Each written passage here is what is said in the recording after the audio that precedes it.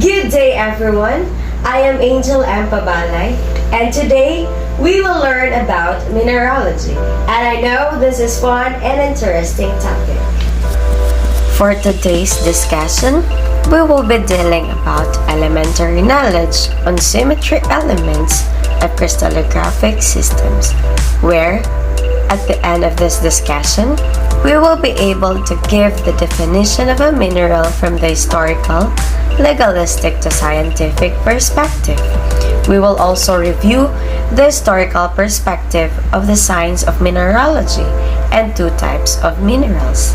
We will also describe the importance of mineralogy and its application to other related fields of scientific and technological endeavor, and describe various elements of crystallography in terms of crystal structure, classification, symmetry in crystals, zones in crystals, and twinning in crystals.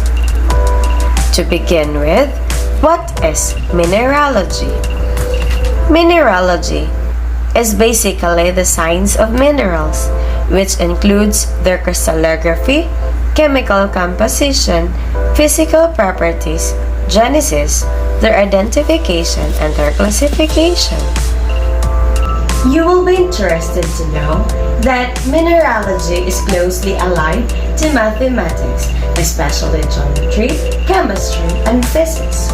Mineralogy is a fundamental part of the science of geology and other closely related subjects such as agronomy, ceramic engineering, medical science, and metallurgy. What is minerals? The definition of the term mineral range from the historical perspective, any material that is neither animal nor vegetable, through the legalistic perspective, and is something valuable that may be extracted from the earth and is subject to depletion to the scientific perspective. And now, we will be reviewing the historical perspective of mineralogy. Prehistoric uses of rocks and minerals predate the written language.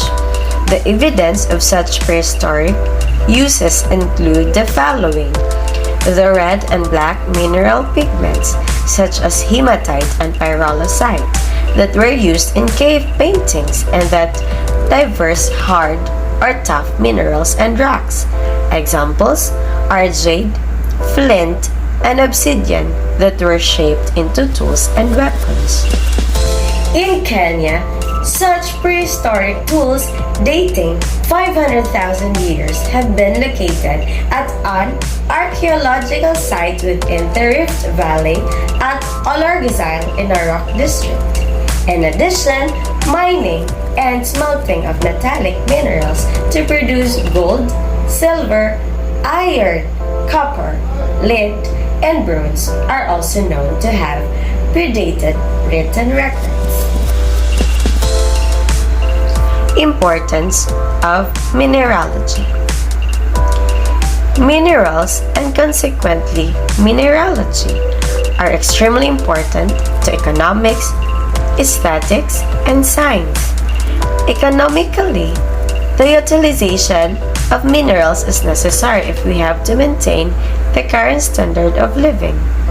Aesthetically, minerals shine as gems, enriching our lives with their inherent beauty, especially as we view them in museum displays. Gems in jewelry, crown jewel collections, and other displays attract the attention of millions of people annually. As you may be aware, museums do more, however, than just displaying outstanding gems and mineral specimens. They also have assumed the function of collecting and preserving mineral specimens for posterity. Scientifically, minerals comprise the data bank from which we can learn about our physical earth and its constituent materials. This knowledge enables us to understand how those materials have been formed, where they are likely to be found, and how they can be synthesized in the laboratory. In addition, mineralogy is fundamental to the geological sciences, and its principles are basic to the understanding of a number of diverse aspects of several other disciplines, such as the agricultural sciences, the material sciences, ceramic engineering and metallurgy, as well as medical science. Elements of crystallography and mineralogy. Crystal structure is the orderly form or orderly arrangement of atoms or groups of atoms within a crystalline substance that constitute a crystal, where crystal is defined as a solid body bounded by plane naturally surfaces, which are the external expression of a regular arrangement of its constituent atoms or ions. Morphological crystals are finite crystallography bodies with finite faces that are parallel to lattice planes. Lattice.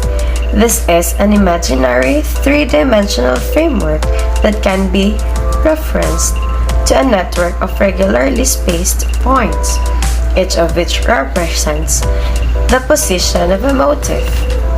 Unit cell. This is a pattern that yields the entire pattern when translated repeatedly without rotation in space. Motif. This is the smallest representative unit of a structure. It is an atom or group of atoms that, when repeated by translation, give rise to an infinite number of identical regularly organized units. Crystal structure. Lattices and unit cell. So this is the example or a picture of a lattices and unit cell. Lattices and unit cell is a crystal where it is three-dimensional repetition of some unit of atoms or molecules. It would be convenient for the atomic scale structure to consider a set of imaginary points which has a fixed relation in space to the atoms of the crystal. In other words, we choose points in the crystal so that they have identical surroundings. These points are called lattice points. Because of the three-dimensional periodicity in the crystal, the points constitute a three-dimensional lattice, which is called a point lattice. Two types of minerals.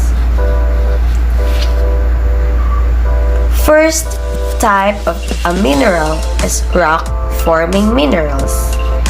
Rock-forming minerals are found in abundance in the rock. It is classified into two groups.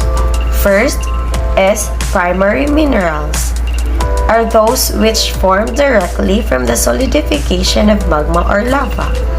It is also called as pyrogenetic minerals, where primary minerals is divided into two. First is essential minerals and have been used in the definition of the rock. Example, granite, QTZ, and feldspars. Second group of primary minerals is accessory minerals. Accessory minerals is one of those presence or absences does not change the definition of rock. Example, the zircon, spin, and apatite. And the second group of rock-forming minerals is the secondary minerals. It is formed by the alteration of the primary minerals, formed due to weathering or circulation of natural solutions.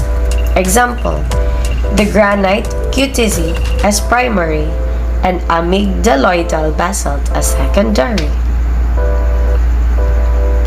And the second type of minerals is ore-forming minerals, are those that are valuable and economical to extract such as aluminum, copper, iron, lead, or tin, minerals that can be used to obtain the metal profitably. Symmetry elements of crystallographic systems. An object is described as symmetric with respect to a transformation if the object appears to be in a state that is identical to its initial state after the transformation.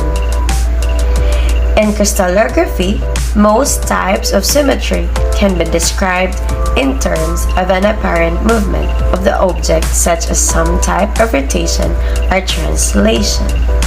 There are three symmetry elements of crystallographic systems, and these are the plane of symmetry, second, axis of symmetry, and third is center of symmetry. Plane of symmetry. This is defined as a plane along which the crystal may be cut into exactly similar halves, each of which is a mirror image of the other. A crystal can have one or more planes of symmetry. A sphere, for example, has infinite planes of symmetry. Axis of symmetry. This is a line about which the crystal may be rotated so as to show the same view of the crystal more than once per revolution. Example, a cube. Center of symmetry. Center of symmetry is the point from which all similar faces are equidistant. It is a point inside the crystal such that when a line passes through, you'll have similar parts of the crystal on either side at the same distance. Zones and crystals. A zone in a crystal consists of a collection of a set crystal faces that are parallel to a particular line or direction and termed as the zone axis. On the other hand, a zone plane occurs at right angles to the zone axis. Twinning in crystals. Minerals generally occur in a certain amount of symmetry, referred to as twinning. Composite crystals of a single substance in which the individual parts are related to one another in a definite crystallographic manner and are known as twin crystals. Thank you for listening, and God bless you. Stay safe.